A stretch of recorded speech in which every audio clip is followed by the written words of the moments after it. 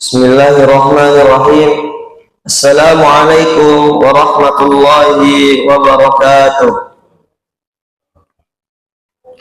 Alhamdulillahilladzi bi ni'matihi tatimmus shalihat wa bi fadlihi tunajjazul mubarrat.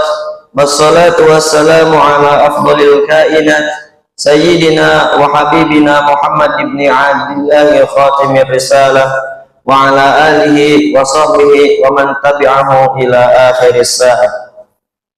Jamaah salat subuh yang dirahmati Allah Subhanahu wa taala, segala puji bagi Allah.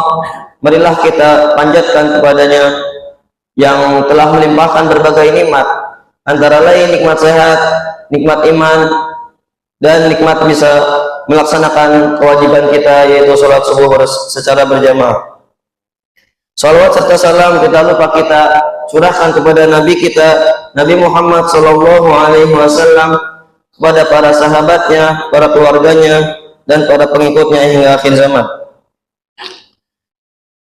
Jamaah yang dirahmati Allah Subhanahu Wa Taala, perkenankanlah kami pada kesempatan kali ini untuk menyampaikan suatu untayan nasihat yang insya Allah akan ditemai dengan hindari bersikap sumah. Jamaah yang dirahmati Allah Subhanahu wa taala, apa itu sumah? Sumah adalah melakukan suatu perkara karena ingin didengar oleh orang lain, seperti orang yang membaca Al-Quran agar didengar suaranya yang indah dan bagus, atau bahkan menegakkan amar ma'ruf nahi mungkar tetapi niatnya tidak ikhlas lillahi ta'ala. Perbedaan sum'ah dan riya ialah sum'ah berarti beramal supaya didengarkan orang lain, sedangkan riya ialah beramal supaya dilihat orang lain. Sum'ah berkaitan dengan indera pendengaran, sedangkan riya berkaitan dengan indera penglihatan.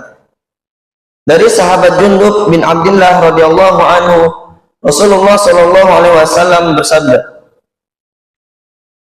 "Man sam'a sam'a Allahu bihi, wa man yura'i yura'illahu bihi." Yang artinya, barang siapa memperdengarkan atau menyiarkan amalnya, maka Allah niscaya akan menyiarkan aibnya. Dan barang siapa beramal karena riya, maka Allah akan membuka niatnya di hadapan banyak orang lain. Hadis riwayat Bukhari dan Muslim. Syekh Al-Utsaimin rahimahullahu taala menerangkan makna hadis man sam'a Allahu bihi, yakni siapa yang mengucapkan satu perkataan yang digunakannya untuk beribadah kepada Allah, dia keraskan suaranya agar didengar orang lain, lalu mengatakan, si fulan ini banyak zikirnya, si fulan ini banyak membaca Al-Quran, dan yang lain sebagainya. Orang seperti ini berarti memperdengarkan dan menampakkan ibadah itu. Maka Allah akan membongkar urusannya dan menerangkan aibnya kepada orang lain, sehingga jelas bagi mereka bahwa dia hanya seorang yang riya atau seorang yang sum'ah. Beliau pun melanjutkan, dalam hadis ini tidak ada batasan apakah di dunia atau akhirat saja. Karena itu bisa jadi Allah akan membeberkannya di dunia sehingga orang banyak mengetahui aibnya, bisa pula di akhirat, dan inilah yang lebih berat. Termasuk dalam hadis ini ialah orang yang memfasihkan lidahnya ketika berpidato, memperindah suaranya ketika membaca Al-Quran, agar dikatakan suaranya bagus, fasih, dan sebagainya, atau dalam tulisan sehingga menuai pujian, tetapi sebatas itulah yang diterimanya. Sayangnya tidak ada yang menembus ke dalam hati. Kewajiban kita adalah menghindari perkara sum'ah di atas, dan hendaklah amalan kita ikhlas lillahi ta'ala semata. Oleh karenanya Allah Subhanahu wa taala berfirman, "Qul inna salati wa nusuki wa mahyaya wa mamati lillahi rabbil alamin." Katakanlah wahai Muhammad, sesungguhnya salatku, ibadahku, hidupku, dan matiku hanyalah untuk Allah Subhanahu wa taala, Tuhan seluruh alam. Quran surat Al-An'am ayat 162. Salah satu syarat diterimanya amalan kita adalah ikhlas karena Allah. Rasulullah Shallallahu Alaihi Wasallam juga bersabda, sesungguhnya Allah tidak menerima amal kecuali jika pelaku amal itu ikhlas dan mencari keridhaan Allah dengannya. Hadis riwayat Nasai. Berkaitan dengan perkara sum'ah tadi, Allah Subhanahu wa taala juga berfirman, A'udzubillahi minasyaitonir rajim. Ya ayyuhalladzina amanu la tubtilu shadaqatikum bil manni wal adza kalladzi yunfiqu malahu ria'an nas wa la yu'minu billahi wal yawmil akhir. Ya ayyuhalladzina amanu, wahai orang-orang yang beriman, la tubtilu shadaqatikum bil manni wal adza, janganlah kamu merusak sedekahmu dengan menyebut-menyebutnya dan menyakiti perasaan penerimanya. Kalladzi yunfiqu malahu ria'an nas, seperti orang yang menginfakkan hartanya karena pamer kepada manusia.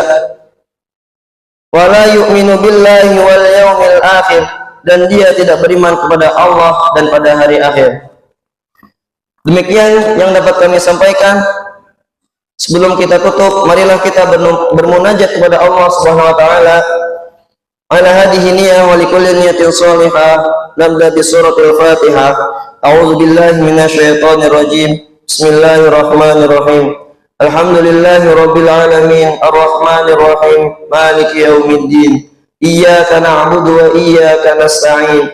Ihdinas siratal mustaqim. Siratal ladzina an'amta 'alaihim ghairil maghdubi 'alaihim waladdallin. Bismillahirrahmanirrahim. Alhamdulillahi rabbil alamin. Hamdan syakirin, hamdan na'imin, hamdan yuwafi ni'amahu wa yukafi'u mazidah. Ya Rabbana lakal hamdu wa lakal syukru kama yanbaghi li jalali wajhikal karimi wa 'azimi sultanik. Allahumma salli wa sallim ala Muhammad wa ala ali Muhammad.